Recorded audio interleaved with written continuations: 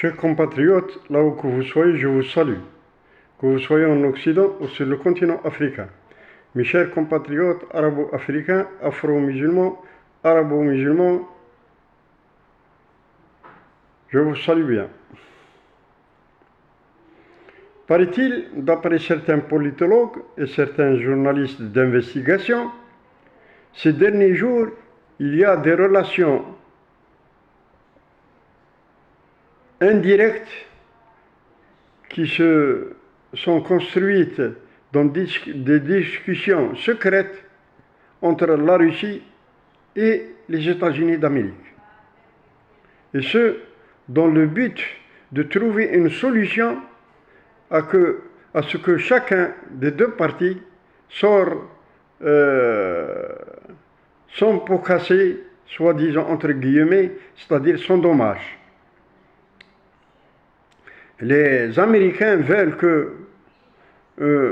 qu'ils sortent la tête haute parce qu'ils ont ameuté toute l'Europe comme des chiens derrière eux et ils ont engagé une partie du monde à les suivre dans la guerre russo-ukrainienne et les Russes, d'autre part, qui continuent à faire la guerre et c'est une guerre d'usure et qui peut les amener si elle continue des mois et des mois, à s'affaiblir.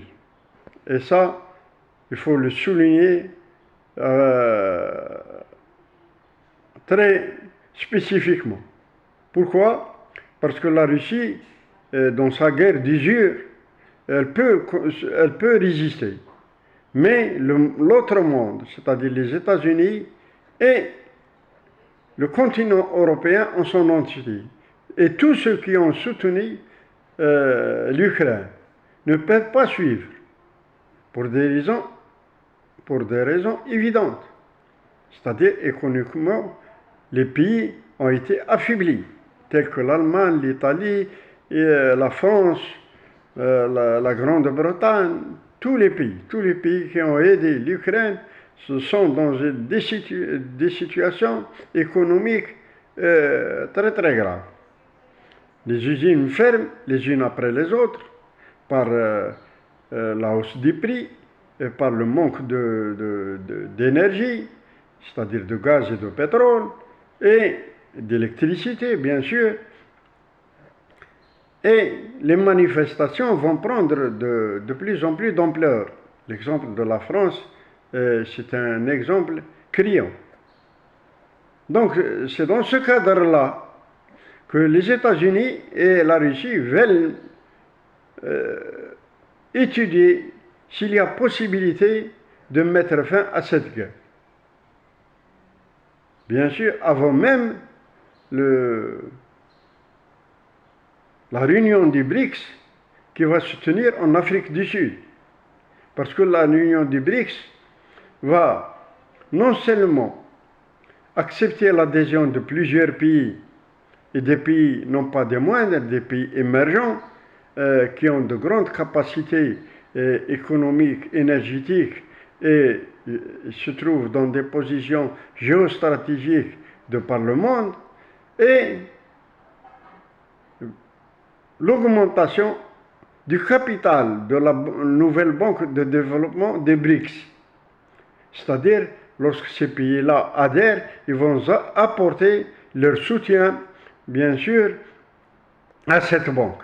Ils vont participer à l'actif de cette banque. Et cette banque aura des centaines de millions de dollars ou des centaines de milliards de dollars dans son actif. Donc, elle pourra basculer le FMI, le Club de Paris, la Banque mondiale, la City et toutes les places financières du monde. Donc, il y aura un coup fatal uniquement au sionisme international, celui qui va détenir ou celui qui détient le monopole économique et financier de par le monde, par le biais du FMI, du Club de Paris, de la Banque mondiale, du Fonds monétaire international, etc., etc. Et d'autre part, il y aura aussi une fin au dollar et à l'euro.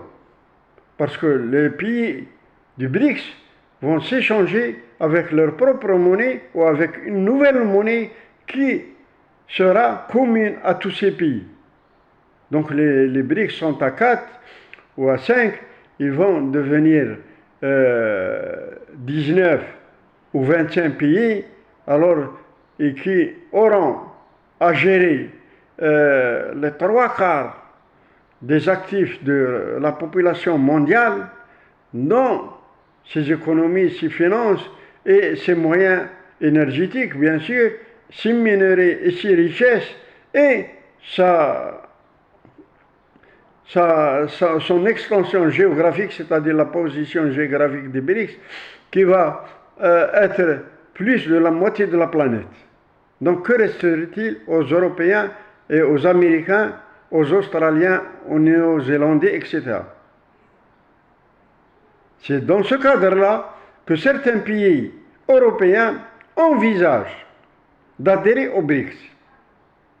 Et ce sera bien sûr le coup meurtrier, le coup fatal qui mettra l'Europe à terre si jamais des pays européens adhèrent aux BRICS. À cette fin-là, les États-Unis savent que la Russie peut sortir vainqueur de cette guerre, la guerre russo-ukrainienne. Et c'est pour cela qu'ils veulent devancer ce qui va se passer ces derniers mois.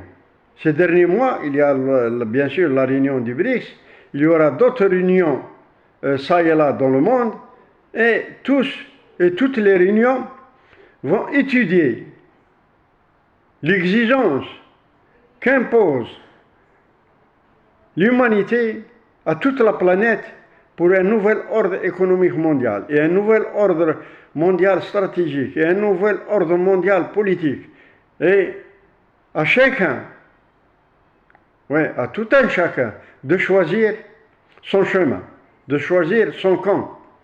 Le camp qui sortira vainqueur financièrement, le camp qui sortira vainqueur militairement, le camp qui sortira vainqueur géostratégiquement sera celui qui aura la même mise sur toute la planète.